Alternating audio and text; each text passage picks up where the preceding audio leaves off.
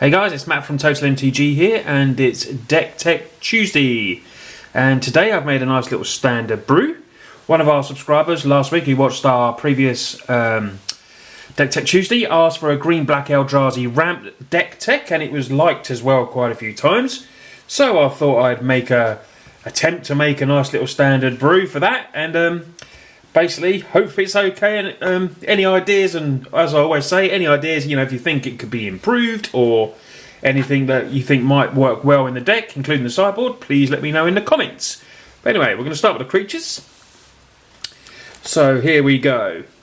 So we're starting with Blister Pod. Nice one drop, 1 green it costs, and when it dies it gives us a colourless Scion, which is obviously good for a ramp as well, and it gives us an early play and an early blocker. So we run 4 of them. Carrier Thrall obviously is a vampire, but it produces a Scion when it dies. So obviously it's not Eldrazi, but I want to try and keep this deck ready for rotation like I did last week. It's got a couple of cards maybe that we'll have to change, like Explosive Vegetation, that's going to rotate out. But we could put in Sylvan Scrying or something like that.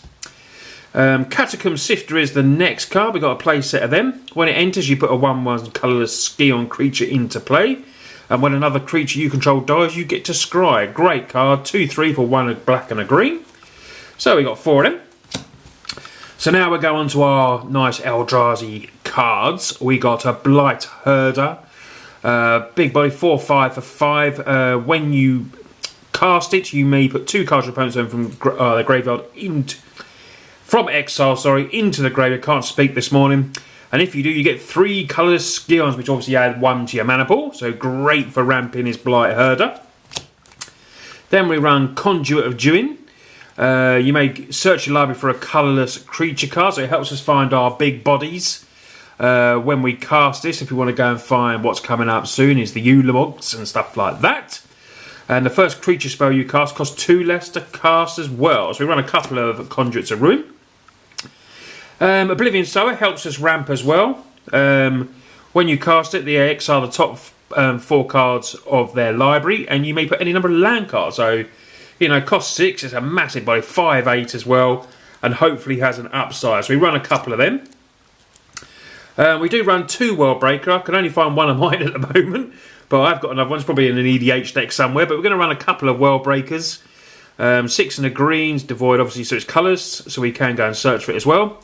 When you cast it, you exile target artifact, enchantment, or land, and it has reach, and you can sacrifice a land and return it from your graveyard to your hand. So World Breaker, very good card, World Breaker, being seen quite a bit of play at the moment. And then we have our big old finisher, the Ulamog Ceaseless Hunger, cost 10.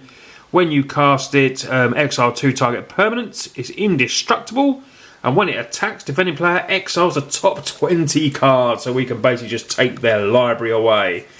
So, we're now going to get to how we get to these creatures. We have 3 Nissa's Pilgrimage. Search your library for up to 2 basic forests. If there's 2 or more in the graveyard, you can search for 3. So we run 3 of them. Like I said, Explosive Vegetation we're going to run at the moment, but it will rotate out, so we'd have to use maybe something like Sylvan Scrying, or if we get something else in the new SOI set coming out, we might be able to replace it with something else. But like I said, at the moment, it doesn't have to change much, this deck, so you can build it and just rotate a few cards. But Explosive Vegetation is very good. It lets you search up for 2 basic land cards. We run 3 of them. And I was looking for an excuse to play From Beyond, so thank you, Matthias Kami, for letting me put this in. It might be the wrong decision, but I want to give From Beyond a go. It does ramp. It's maybe a bit slow, but it costs 4. So, it's wherever Explosive Vegetation lets you search, this will basically give you a Scion at the beginning of your upkeep every turn. And then you can sacrifice the Beyond and search your library for an Eldrazi card and put it into your hand. So, From Beyond, run 3 of them. It's a very good card.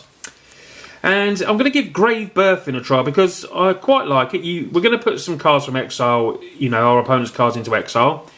See, this you can exile a card, we get a Scion, and we get to draw a card as well for 3 mana. So Grave Birthing seems like a good card to me, so I'm going to give it a try. And we'll see how it goes. So now we're going to go on to the land. 1 Blighted Woodland. Obviously has the effect where you can search your library for up to 2 basic land cards.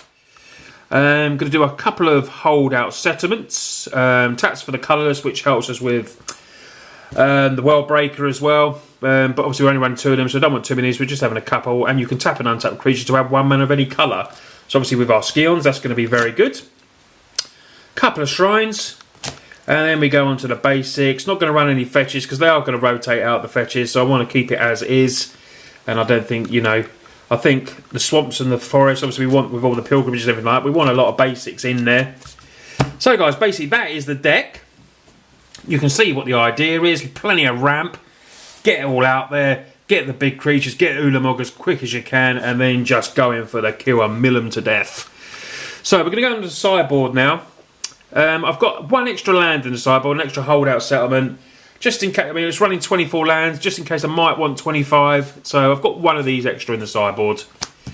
A couple of Altar's Reap. We can sacrifice, obviously, Scions if we have to, and it lets us draw 2 cards. So, maybe that's a main board. Let me know what you think, or a sideboard card. Then we've got some different creatures. Vile Redeemer I'm going to give a try on the sideboard. It's got Flash, obviously, to Wraths, anything like that. We can pay the colours, put that in, and hopefully get some Scions, which will be very good. A 1 of Void Anima. Brilliant card, 11-9. Does cost 9, but it means your opponents can't cast spells with even mana costs. And they can't block with that as well, so brilliant card. This card obviously will rotate out, but we're in a bit of trouble if we get a load of flyers against us, so it deals X damage to each flyer, so just 1 of them for the time being. Wasteland Strangler, 3-drop, 3/2. When it enters, you put a card from exile and you can give a creature -3/-3. Sorry, is it +3? No, -3/-3. Can't read the cards through the lens. And we run a 4 of Warping Whale. Exile target creature with power toughness 1 or less. Obviously hits Jaces, which is every deck has Jason. You can counter target sorcery spell, and it lets us get a skill, and if we have to help us ramp. So guys, that was the black-green Eldrazi ramp deck. I hope all you guys like the deck. Let me know what you think, and if you can put it together and let me know how it performs. Maybe you could try it at your F&M this week. I'm not sure what's at F&M this week. But I'll probably be taking this to my new shop, which I'm going to this week because I've currently moved. And I've just found a new local game store, so I'll be taking this down there. And hopefully give it a few games and see if it's any good or if it's really bad. Hopefully it's really good. Anyway guys, hope you like the deck tech for Deck Tech Tuesday. Please leave a like and subscribe. And we'll see you again next week. Cheers guys.